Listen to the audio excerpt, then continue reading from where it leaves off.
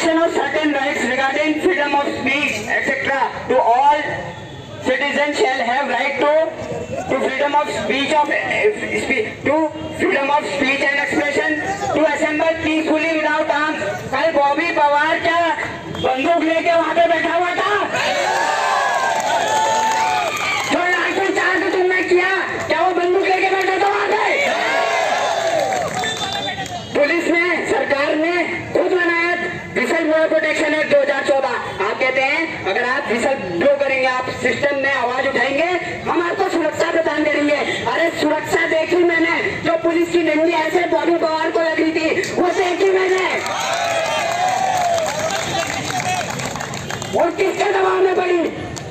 और हमारे बीच में जो उपद्रव फैलाने वाले वो लोग थे, उनसे भी साफ कहना चाहता हूँ, एक एक को चिन्हित करके एक एक के खिलाफ मुकदमा दर्ज करने का निवेदन हम उत्तराखंड पुलिस से कर रहे हैं। जो भी वो उपद्रवी थे, किसी को भी न बख्शा जाए, कोई हो। और इस मंच से उत्तराखंड पुलिस के डीजीपी साहब हो, एसएसपी साहब हो देहरादून, आप तैयार रहे। हम मानवाधिकार आयोग चाह रहे हैं और आपके खिलाफ केस होगा। हम आपको बख्शने वाले नहीं है। हमारा बॉबी अगर अंदर है, जहाँ कुमाऊं में पीयू चौसी है, बर्फ बजला, आप लोग खड़े हैं कुमाऊं में।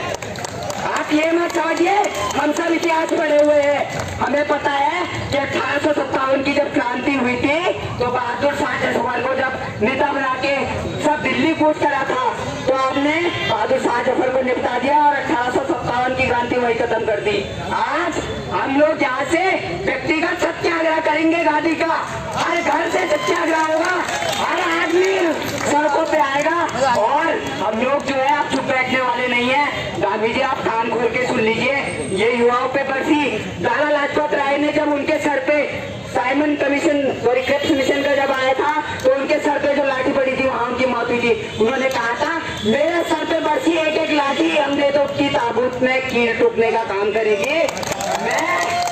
मैं ये इस मंच से कहना चाहता हूँ, वही लाला लाजपत राय की बात, युवाओं के सर पे बरसी एक एक लाठी उन भ्रष्टाचारी, उन चोर हाकम सिंह, संजीव चतुर्वेदी, संजीव कुमार जैसे लोगों की ताबूत में कील ठोकने का काम युवाओं के सर पे बरसी एक एक लाठी करेगी। वो भ्रष्टाचारी जो भी हो, हम खुला चैलेंज देते हैं, कोई भी बख्शा नहीं जाएगा। और अगर कोई ऐसा व्यक्ति इस मंच में भी है तो कान खोल के सुन ले, जो खबरें लेने के लिए यहाँ पे बैठा हुआ है, उत्तराखंड का युवा चुप होने वाला नहीं है। ये धरना प्रदर्शन आज केवल सांकेतिक है, इसको अनिश्चितकालीन धरना प्रदर्शन में बदलेंगे, क्रमिक अनशन में बदलेंगे, आमरण अनशन करेंगे और मरेंगे तो अपनी देह का दान करके जाएंगे इस उत्तराखंड के लिए। क्या हमारी बॉडी भी जो है वो काम आए उत्तराखंड के लिए। जो बरसा रहे थे लाठी यहाँ हल्द्वानी में, पुलिस वालों से हमारा निवेदन है, हम अपना देह का दान कर देंगे। इस देह को वो मत करना, आपको मानना है तो आप जहर दे दीजिए, हम खुशी खुशी खा लेंगे, मगर ये लाठी हम सहन नहीं करेंगे। देखिए 5 साल हो गए, सर के सारे बाल दिल्ली में रह के झड़ गए। ये देखिए आधे से ज्यादा बाल दिल्ली में रह के झड़ गए। 5 साल मुखर्जी नगर की कोठरी में वो डार्क हॉर्स की किताब लेके आना, गौरव भाई जो मैं लेके आया था, वो नीलोत्पल मृणाल जी की किताब है डार्क हॉर्स, वहां पे रखी होगी, किसके पाओगी देखना देना। मैं लेके आया हुआ था दिखाने के लिए कि उसको पढ़िएगा, उसमें दिखेगी आपको कि एक यूपीएससी की तैयारी करने वाला व्यक्ति कैसे मुखर्जी नगर के अंदर जो है अपनी जो है जिंदगी गुजार रहा है। बड़ा संघर्ष का दिन होता है, कभी कभी तो मैगी बना के खाना होता है, कभी पानी चाय गर्म करके हम बिस्कुट में काम चला लेते हैं, उसके बाद हम जब पेपर देना आते हैं पेपर लीक कर देते हैं। हमारा दर्द भी समझिए, यहाँ जितने अधिकारी खड़े हैं ना, कभी इसी दौर से गुजरे हैं। अगर आप में से भी अगर कोई हाकम सिंह की गैंग के हैं तो कान खोल के सुन लो, खोल के सुनो, कोई मकसद नहीं जाएगा, किसी को नहीं छोड़ेंगे, किसी को चुन चुन के निकालेंगे, एक एक सिस्टम के भ्रष्टाचारी को किसी को नहीं छोड़ेंगे। ये कुमाऊं से आह्वान है युवाओं का, ये पीयू चौसी नहीं बोल रहा है, ये कुमाऊं के पे जो बैठे हैं ना युवा ये बोल रहे हैं। और यहाँ से ऐलान भी करके जा रहा हूँ कि अभी तो 50 लोग 100 लोग आ रहे हैं। 12 का जो आपने गेम खेला कि पटवारी का पेपर कैंसिल नहीं हुआ, 12 के बाद देखिएगा ये कुमाऊं की सड़कें देखने लायक रहेंगी। कि यहाँ पे हम ये नहीं कहते कि चक्का जाम करेंगे, ये आर्टिकल 19 में भी लिखा हुआ है कि जो आपका हड़ताल है, बंद है, वो हमारे संविधान के नियम में नहीं आता है, मगर उसमें ये भी लिखा है क्या हम निवेदन कर सकते हैं सर? वहाँ पे आप लाठी नहीं बरसा सकते, आप जो रिकॉर्डिंग कर रहे हैं वो भी सुन लीजिए हमारी बात। वहाँ पे आप लाठी नहीं बरसा सकते सर, वहाँ पे आप लाठी नहीं बरसा सकते हैं। और मेरा निवेदन है, ये किताब जो है आप पढ़ लीजिएगा उससे पहले। अगर हम बंदे भी बुलाएंगे ना सर, ये किताब लेके बंदे बुलाएंगे, ये किताब से आपको शक्ति मिली है कि आप हमारे ऊपर लाठी बरसा रहे हो। और ये किताब हमें अधिकार दे रही है कि हम जो है अगर बंदे भी बुलाए शांतिपूर्ण किसी से निवेदन करें, ना आप हमें रोक सकते हैं, ना आप हमें ये कह सकते हैं कि आप ऐसा मत करो। हमारा संवैधानिक अधिकार है, right to assemble peacefully without arms. तो इस मंच से कान खोल के सुन लो, आतंक के छेलो, चाहे पुलिस का अधिकारी है, चाहे एसडीएम बन के बैठा है, चाहे डीएम बन के बैठा है, किसी को नहीं छोड़ेंगे। चुन के आपको घर से घसीट के नहीं लाए, जो लाठी हमारे सर में पड़ी है वो लाठियां आपके सर में नहीं बरसाई। तो मैं भी अपने बाप का बेटा नहीं, मैं भी अपने का बेटा नहीं, किसी को नहीं छोड़ेंगे, किसी को नहीं छोड़ा जाएगा। तो इस मंच से आप सब लोगों को मैं ये कहना चाहता हूँ, ये मसाल जो क्रांति की जली है ये बुझनी नहीं चाहिए। और जो आज हम लोग आए हैं, ऐसा ना हो कि कल के दिन परसों के दिन सरकार एक तामा दे दिया जैसे कि हम नकल विरोधी कानून ला गए हैं, प्रदेश का सबसे खतरनाक 50 करोड़ का 100 करोड़ का जुर्माना लगा देंगे। अरे भैया वो 200 करोड़ कमा के बैठे, क्या होगा 100 करोड़ के जुर्माने से? उनके लिए क्या मायने रखते हैं 1 करोड़ रुपए, जो 200 500 करोड़, हजारों करोड़ रुपए। हाकम सिंह का एक वो जो गेस्ट हाउस टूटा, उसमें मैंने देखा 200 करोड़ की तो खाली लकड़ी लगी थी। वो आदमी को क्या फर्क पड़ना आपके 100 करोड़ से? आप उसके ऊपर 1 अरब का जुर्माना लगा दो। अडानी अंबानी रहे हो तो वो उनकी संपत्ति की जांच क्यों नहीं हो रही है? क्यों जांच नहीं हो रही है लोकसेवा आयोग के अध्यक्ष की संपत्ति की? हमारी इस मंच से एक सूत्री मांग है कि उत्तराखंड में सीबीआई आए, उससे काम कुछ मंतव्य नहीं है। और जो पुलिस में दरोगा भर्ती घोटाले में आपने केवल 20 नाम जो है आप लोगों ने उजागर करे। हम कहते हैं एक भ्रष्टाचारी को पकड़ के लाइए, और वो पकड़ के लाने का काम पुलिस नहीं कर सकती। आप कैसे कर लेंगे? नरेंद्र भाई यहाँ पे खड़े हुए हैं, इनके साथ के 4 लोग होंगे, ये कैसे कह देंगे गौरव भाई है? गौरव भाई यहाँ पे खड़े हैं, मैं कैसे गौरव को फंसा दूंगा? ये बताओ ना। मेरे साथ में पढ़ने वाला, मेरे साथ दिन रात बैठने वाला, इसका कहीं पे केस हुआ मैं कहूँगा भाई चिंता मत कर, मैं खड़ा हूँ, ले लूंगा। आप लोगों ने पुलिस की मार्कशीट भी जला दी, वो भी कर दिया। उसके बाद भी सरकार से हम यही मांग करेंगे कि सीबीआई आए, जो दोषी है वो जेल जाए, और जो ईमानदारों को, अगर उसमें भी 20 में भी जो दरोगा है जो निलंबित हुए हैं, उनसे इस मंच से कहना चाहता हूँ, अगर आप में भी कोई ईमानदार है तो ये पीयूष जोशी है, गौरव बजेला, ये कुमाऊं की युवा आपके साथ भी खड़े हैं। ऐसा नहीं कि आपके साथ अगर अन्याय होगा हम आपके आदमी बनेंगे, हम आपके साथ भी खड़े हैं। और हम इस मंच से ये कहना चाहते हैं, डीजीपी साहब, जो आप एक किताब लिखी है आपने internal security bye Ashok Kumar, आपने पता नहीं लिखी है या लिखवाई है, ये मुझे नहीं पता। तो वो किताब मैंने 10 बार पढ़ी है, लाना भूल गया, नहीं तो दिखा भी देता। गूगल पे सर्च कीजिएगा, अशोक कुमार IPS लिखा हुआ है। मैं बड़े गर्व से कहता था जब संकल्प में बैठ के मैं पढ़ाई करता था, कहता था ये किताब जो है हमारे प्रदेश के डीजीपी सर ने रखी है। और अभी नीति आयोग की जब वो आई गुड गवर्नेंस में, तो प्रदेश तीसरे स्तर पे रहा हुआ। जो आपने नारे दिए कोरोना के समय में, मित्र पुलिस के जो नारे दिया आपने सामाजिक एकता के, वो सब आपने छिन्न भिन्न कर दिए। वो उसमें कुछ अभद्रवी तत्वों का भी योगदान था।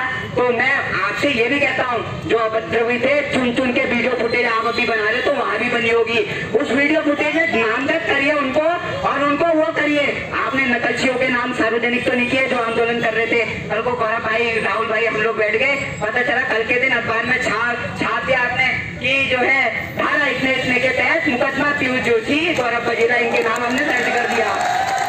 ऐसा नहीं चलेगा, ये प्रदेश हमारा है, हमने लड़के दिया ये। और रात को जो आपने सर्जिकल स्ट्राइक करी थी ना, रात को 12 बजे हमारी बहनों की ऐसे छाती पकड़ के जो आपने खींचा था, वो देख के ना आज उत्तराखंड की हर माँ के मन में जो है आप लोगों के प्रति रोष है।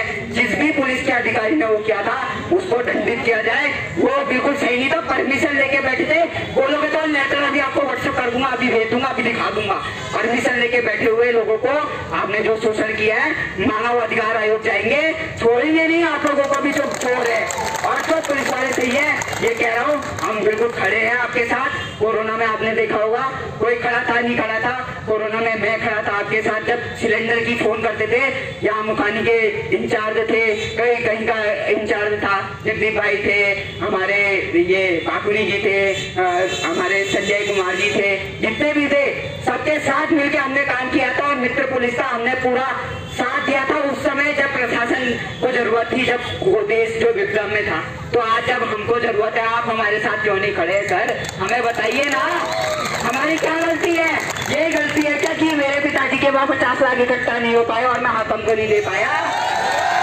यही गलती है क्या मेरी कि मेरे 50 लाख जो है हाकम के पास नहीं पहुंच पाए और आपके जो है उन जो अधिकारी जो विचलन पे मेरे पास आरटीआई की कॉपी पड़ी हुई है जो विधानसभा अध्यक्ष जी के नाम लिखते हैं, वो साथ क्या लिखते हैं मुझे लेटर याद हो गया है। सेवा में माननीय विधानसभा अध्यक्ष महोदय, निवेदन इस प्रकार है कि मेरे पति बीए पास हैं, मुझे गुप्त सूत्रों से पता चला है कि आयोग में जो है अपर निजी सचिव की भर्ती होने वाली है, कृपया जो है मानवता के आधार पे मेरे पिता पति को नौकरी देने की कृपा करे। और उसपे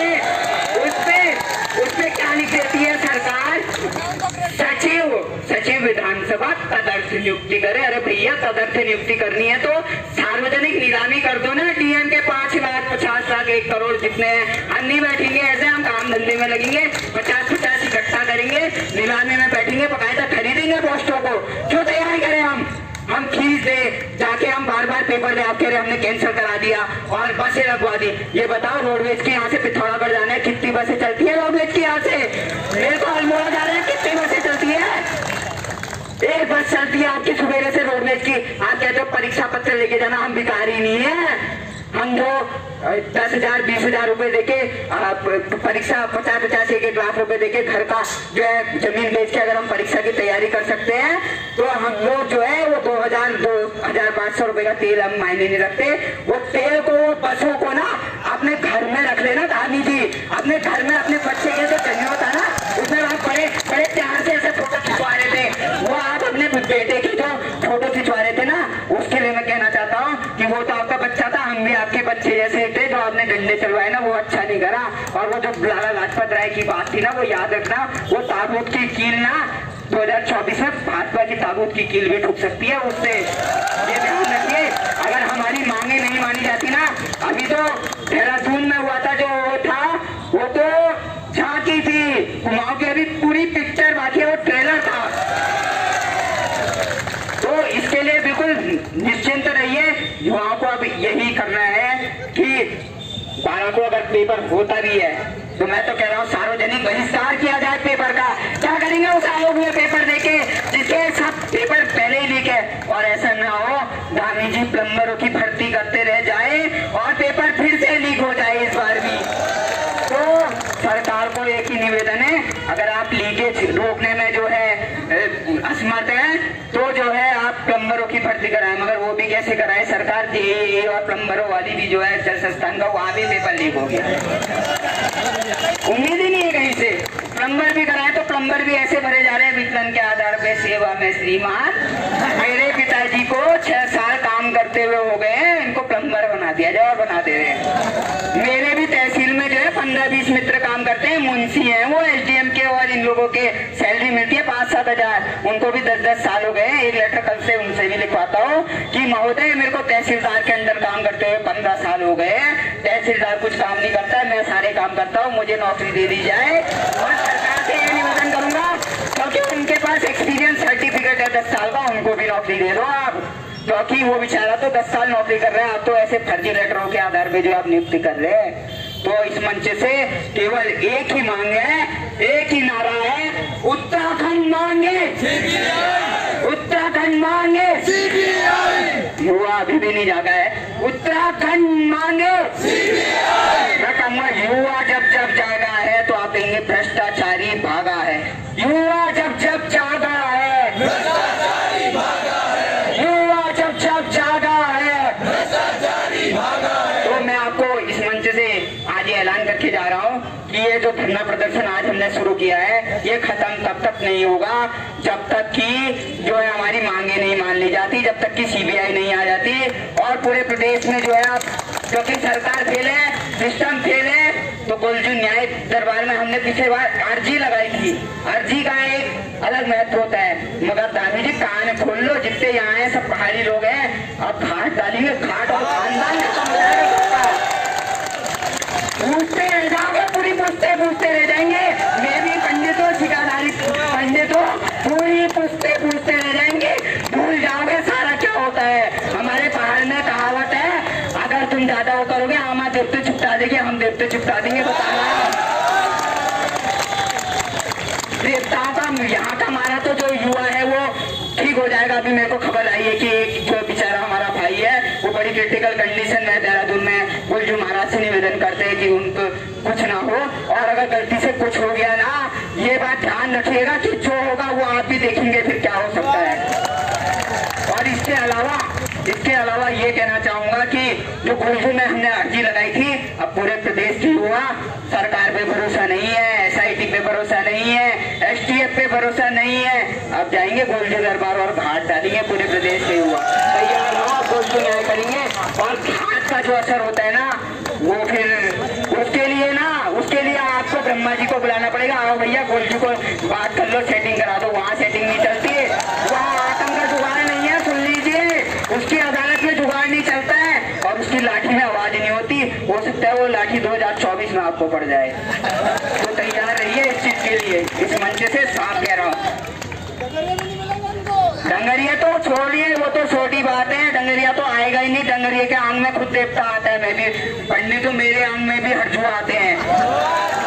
तो ये कहने की बात नहीं है, डंगरिया भी नहीं आएगा, डंगरिया के आंग में भी गोलजू आते हैं। डंगरिया भी ऐसी जगह नहीं जाते जहाँ ऐसा काम हो रहा हो, जहाँ गोलजू, जहाँ कुमाऊं के इष्ट देवता खड़े हो, वहाँ कोई डंगरिया, कोई भूत, कोई प्रेत, कोई पिशाच जो है कदम नहीं रखता है। मैं पढ़ने में जितना निपुण हूँ, 80% MA में है, नेट क्वालिफाइड हूँ, फिर भी मेरे को अपने धार्मिक चीजों पर उतना ही विश्वास है जितना ये बाबा साहेब अम्बेडकर की किताब पे विश्वास है।